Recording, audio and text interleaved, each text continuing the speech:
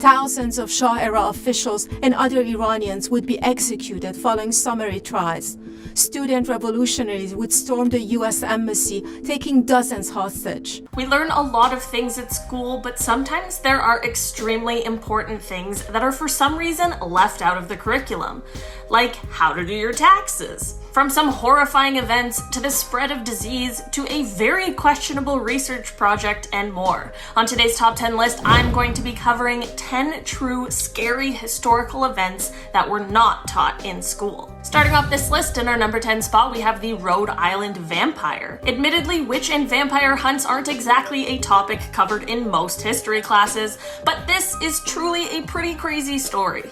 In the late 1800s, tuberculosis was spreading pretty rapidly in Connecticut, Rhode Island, and Vermont. This obviously would have been pretty terrifying for the residents of these places, but things quickly took a very dark turn. Since many of the people who were passing away from this illness appeared very obviously ill with sunken, drained faces, for some reason, the logical response was that people believed that they had been the prey of vampires. There was a family in Exeter, Rhode Island that had multiple people pass away from the illness, so some people believed that someone in this family must be the feeding vampire. They even went as far as to exhume the bodies of some of the deceased family members to make sure that they weren't undead. One of the exhumed bodies had passed away more recently, so her body was in better condition, which people of course took as a sign of her being a vampire. This led to them burning her heart and liver, and then they mixed the ashes with water. This is most definitely a crime today and pretty scary, but to make things even worse, they gave this concoction to other people in the town who had fallen ill as some kind of a cure. Imagine having to drink that and then still having tuberculosis after. Definitely not a good trade-off. In our number 9 spot today, we have India and World War II. It would be shocking to hear of a school not teaching anything about World War II, but it's often that we don't truly get the full scope of what went on. One thing I saw brought up a few times was the role that India played in the war and what they went through. Firstly, if you didn't know, India played a huge part in the Second World War. We normally hear of the large death tolls from the war, such as the 418,000 Americans who died, or the 450,000 people from the UK, which, don't get me wrong, is a huge and terrible number. But it is estimated that 3 million Indian people died in World War II, which is something I have literally never heard of anyone talk about before. India was fighting Japan, which for the record also had an extremely high death toll in this war, on the Eastern Front, and they were fighting Germany on the Western. World War II is a part of our global history, so why don't we talk about it and how it affected all of the countries? In our number 8 spot today, we have the ACADIAN expulsion. Before I dive into this one, guys, please don't forget to hit the thumbs up button if you're enjoying the video so far. This is something that happened in my own country, you guys, and I can honestly say this was never taught at the schools I attended. The Acadians were descendants of the 17th and 18th century French settlers who settled in the area that is now the Canadian Maritimes, so New Brunswick, Nova Scotia, and Prince Edward Island.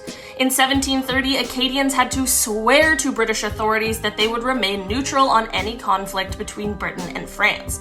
Basically, one thing led to another, and the governor of Nova Scotia at the time, Charles Lawrence, saw the Acadians as some kind of a threat, and he also wondered why people who weren't from the area were allowed to live on such a beautiful part of the land. Well, isn't that real rich coming from someone who also wasn't from the area? But that is a whole separate conversation. Charles tried to force the Acadians to take an unqualified oath of allegiance to Britain, and when they refused, he imprisoned them and then ordered them to be deported. A man from New England called Charles Morris came up with the disgusting idea to surround the Acadian churches on a Sunday morning and capture as many people as possible while also burning their houses and crops. This whole situation led to approximately 10,000 Acadians being deported, and apparently this whole ordeal had a fatality rate of 53% for the Acadians. This whole thing is honestly pretty disgraceful, and it's just something that we don't talk about. In our number 7 spot today, we have the Iranian Revolution of 1979. On August 19th, 1978, at the Cinema Rex in Abadan, Iran, there were hundreds of people watching a film when 4 men barricaded the doors, doused the cinema in gasoline, and lit the whole thing ablaze. This was a key event that led to the following revolution of 1979, but it truthfully had been building for quite some time, and this obviously wasn't the only event that led to this movement. This revolution was unique in the fact that it lacked a lot of the usual causes, such as a defeat in war, or a gigantic national debt, or an uprising of those in poverty. There is a lot that happened and a lot that went into this revolution, and I truly do not have time to cover in this video even half of it. But this revolution not only toppled Iran's absolute monarch, but it had worldwide political repercussions that are still seen today. In our number 6 spot today, we have Cyrus the Great. It is entirely possible that you may have learned about Cyrus the Great in school, as he was the founder of the Achaemenid Empire, but there is one thing he did that apparently a lot of us didn't know that possibly changed the course of our history. After he took Babylon over, he freed all of the captured slaves in the city and let them go back to their homelands. This included the Hebrews who were captured and enslaved from Judea. This may seem like a nice and reasonable thing to do, but it truly was more than that. By allowing these people to be free and return to their homes and continue practicing their religions, this may have been what has kept some religions alive. Without this move, it is possible that we may not have Judaism, Christianity, or Islam today, and that would have made our entire history very, very different. In our number 5 spot today, we have the Italian Renaissance dark side. When we think of the Italian Renaissance period, it is known for development and the rebirth that it caused, which makes a lot of sense considering the word Renaissance literally means rebirth. But there is one less glamorous and slightly frightening side to this period that isn't widely talked about. Sailors who had been returning from the New World at this point brought something less than lovely back with them, and that was syphilis, which spread through an entire French army. After this, the troops brought what was called the Great Pox to the rest of Europe. Since there was no penicillin or banana medicine back then, the disease spread rapidly and the symptoms were pretty gruesome. It would often happen that a person who had fallen ill would have the skin on their faces essentially be rotting away, which would leave large ulcers. Some people's noses and lips would be pretty much gone, and it happened often that people would sadly pass away from the disease. So basically what we think of as a beautiful time in Europe was both world-changing, but also very scary, and pretty close to a zombie apocalypse. In our number 4 spot today, we have the history of dentures. I suppose this one is less of an event and more of a weird practice, but I just had to include it. I don't have a ton of experience with dentures, but they seem to be a pretty straightforward thing these days, aside from the cost of dental, but things weren't always the way they are today. Instead of dentures being made of fake teeth, before they used to be made with real human teeth, which is absolutely disgusting to me. After the Battle of Waterloo, scavengers went and took the teeth off of the corpses, which is quite a job, and then they sold these teeth to dentists. These dentists would boil the teeth, chop the roots off, and then attach these teeth to ivory base plates and then sell them to the customers. Aside from this being an extremely morally questionable practice in its entirety, it is also just so creepy. In our number 3 spot today, we have telephone cats. If you're a cat person, you might want to skip over this number. In 1929, 2 scientists at Princeton University wanted to conduct an experiment in order to test how auditory nerves perceive sounds. This is obviously extremely important research, but the way they went about this is truly messed up. They took a sedated but alive cat and cut out a part of its brain. They then attached one end of a telephone wire to the cat's auditory nerve and then the other end to a telephone receiver. When one of these scientists spoke into the cat's ear, the other one could hear it on the other end.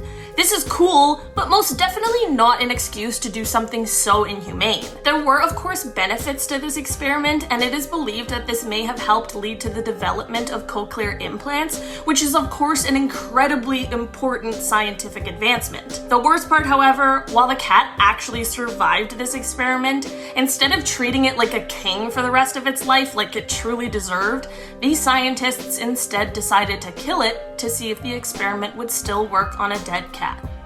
it didn't. In our number 2 spot today, we have the smallpox pandemic. I'm sure at some point or another, most of us learned about smallpox and the epidemic, which is something that we luckily don't really have to worry about much anymore. But one thing a lot of people explained that they didn't know was how badly it devastated indigenous peoples. Europeans who came over to America brought with them a multitude of diseases that they would have had some immunity to, considering it was likely their bodies had encountered it before. But this was not the case for those already living on the land that is now referred to as North America. Indigenous Americans not only had no immunity towards this disease, but also their traditional ways of treating illness may have only exacerbated the symptoms. Because of course, how could you possibly know how to treat something that you've never seen before and with no help from the people who actually do know? It has been estimated that the spread of this disease caused the population of Indigenous Americans to decline by 70%. That is absolutely insane. There's a theory that this spread of disease may have been one of the only things that led to the colonization of North America. In our number 1 spot today, we have the Tulsa Massacre. This is one that many people, including people from Tulsa, explained that they didn't really learn much about in school. This event occurred on May 31st and June 1st of 1921, and it has actually been called the single worst incident of racial violence in American history. This happened in the Greenwood district of Tulsa, Oklahoma, and basically just mobs of white racist people went out and attacked black residents and businesses. What started this was when a 19-year-old black man named Dick Rowland was accused of harming a 17-year-old white girl, and he was subsequently arrested, and there were rumors that he was going to be lynched. This of course drew a bunch of racist white people out of their homes to participate, but then a group of around 75 black men also showed up to make sure that he didn't get lynched. One thing led to another, and a firefight broke out that led to 10 of the white people and 2 of the black people being killed. After this, all hell broke loose. Just last year, the last living survivor of the massacre, R&B and jazz saxophonist Hal Singer, passed away at the age of 100. And just last year, this massacre finally became a part of the Oklahoma State curriculum, and it's about time. Only a century too late.